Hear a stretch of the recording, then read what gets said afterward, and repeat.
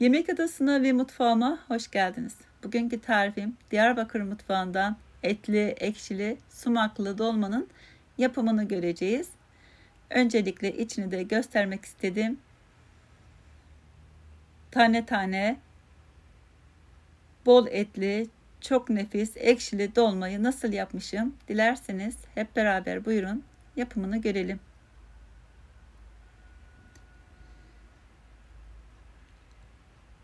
Altı adet patlıcan kullanıyorum tarifimde.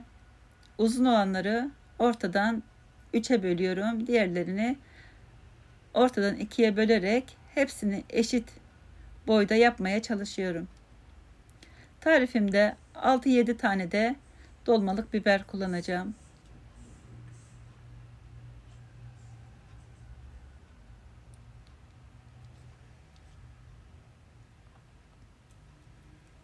Biberlerin de içini çıkaralım.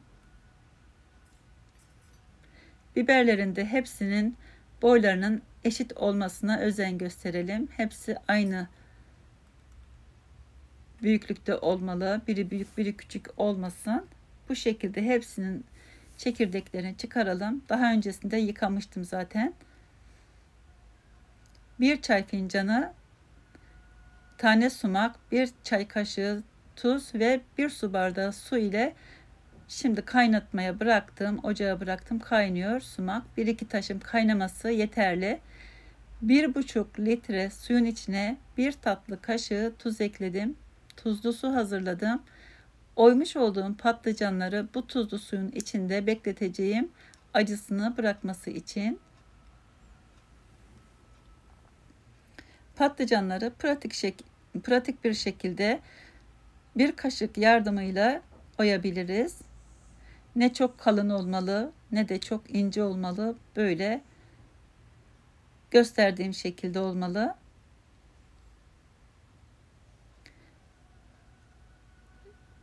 Ben kaşık kullanmayı tercih ediyorum. Ucu sivri kaşık bir tane ayırmışım. Onu hep dolma kaşığı olarak kullanıyorum. Daha kolay olur benim için.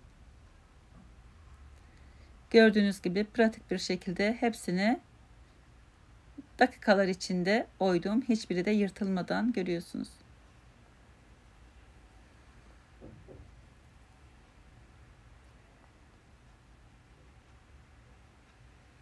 Patlıcanlarımızı tuzlu suda bekletelim. Diğer malzemeleri hazırlayalım. Malzemeler 2-3 adet domates, reyhan, yağsız dana kuşbaşı et kullanıyorum. 750 gram. Bir baş kuru soğan. Anlatırım neler kullandığımı yapım aşamasında. Sumak kaynadı. Altını kapatıyorum artık. Bir kase pirincim var. 2 su bardağı kadar. Güzelce yıkayalım. Karıştırma kabına alalım. Bir baş kuru soğanı küçük küçük doğramaya çalıştım. Küçük bir el rondosunda. Bir demet maydanozu ince ince kıyıyorum. 2 adet sivri biberi, onu da küçük küçük doğruyoruz.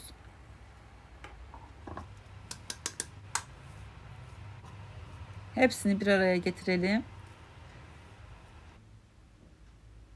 3 adet domates kullanıyorum. Domatesleri bu şekilde kesip ortasını oyuyorum. Sadece domates dolması da yapabilirsiniz. Diyarbakır'da çok meşhurdur. Ama bu şekilde karışık da yapabilirsiniz. Çok lezzetli oluyor. Domateslisinin tadı da ayrı oluyor. Sumaklı olunca çok lezzetli, nefis bir tat ortaya çıkıyor. Denemeyenler varsa domates dolmasını denemenizi öneririm.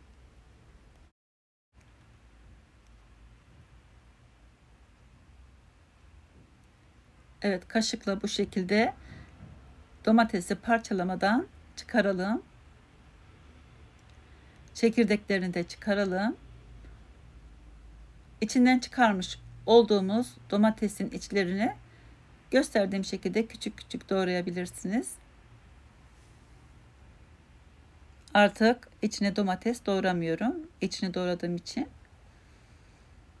Şimdi 750 gram kadar yağsız dana kuşbaşı et kullanıyorum. Dediğim gibi normalinde yağlı et kullanılır ama bizde kolesterol olduğu için, yaptığımız yemekleri de biz yediğimiz için artık yağlı et kullanamıyoruz.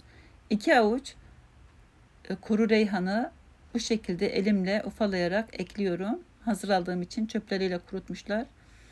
3-4 yemek kaşığı kadar sızma zeytinyağı ekliyorum. Yağsız et kullandığım için biraz yağlı olsun diye. 3 yemek kaşığı kadar karışık salça ekliyorum.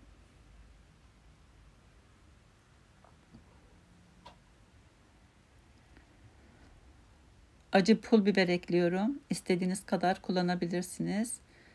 Yeni bahar ekliyorum. Karabiber. Tuzunu ekliyorum yeteri miktarda. Yarım yemek kaşığı kadar. Hepsini güzelce karıştıralım. Bütün malzemelerin birbirine iyice geçmesini sağlayalım.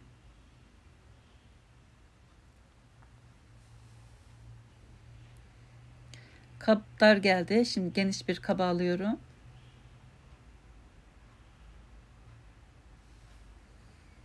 Hepsini güzelce karıştıralım. Biraz daha yağ ekliyorum. Yağın miktarı size bağlı. Şimdi tencerenin altına eski kullanmadığım pasta tabakları var. Onları yayıyorum. Hep dolmada onları kullanıyorum. Dilerseniz altına da pirzola, kemikli et varsa kullanabilirsiniz. Bugün evde kemikli et yoktu. Dibi tutmasın diye bu şekilde patlıcanın içine kullandım. Biraz da sumak suyu ekledim. Güzelce karıştırdım. Şimdi artık dolduralım hepsini. Elinizle de doldurabilirsiniz. Daha kolay, daha pratik olur. İçindeki etlerin hepsine eşit olmasını sağlayalım. Biri az, biri çok olmamalı. Bunun için elinizi kullanırsanız anlarsınız hangisinde etin ne kadar olduğunu. En az hepsine 3-4 parça et olmalı.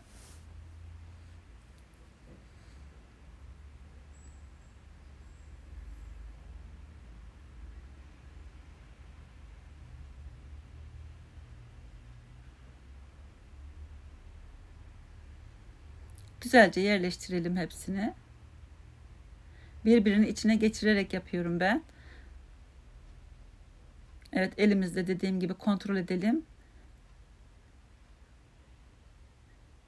Hepsinin etlerinin eşit olması çok önemli.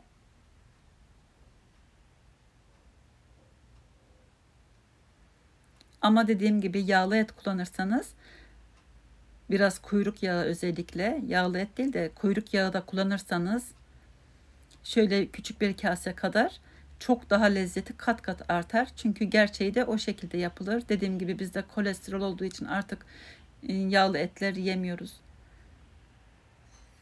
Bu şekilde hem böyle de çok sağlıklı, böyle de çok lezzetli oluyor. Şimdi sumak suyunu üzerine döktüm ve üzerine çıkana kadar sıcak su veya soğuk su fark etmez dökebilirsiniz üzerine. Çünkü daha henüz pişmediği için soğuk su da ekleseniz olur. Şimdi üzerine bir tabak kapatabilirsiniz. Güzelce yerleştirdikten sonra kendi kapağını kapatarak pişirelim. Önce kaynamaya başladı. Sonra ocağın altını kıstım. Yarım ateşte suyunu çekene kadar pişirdim.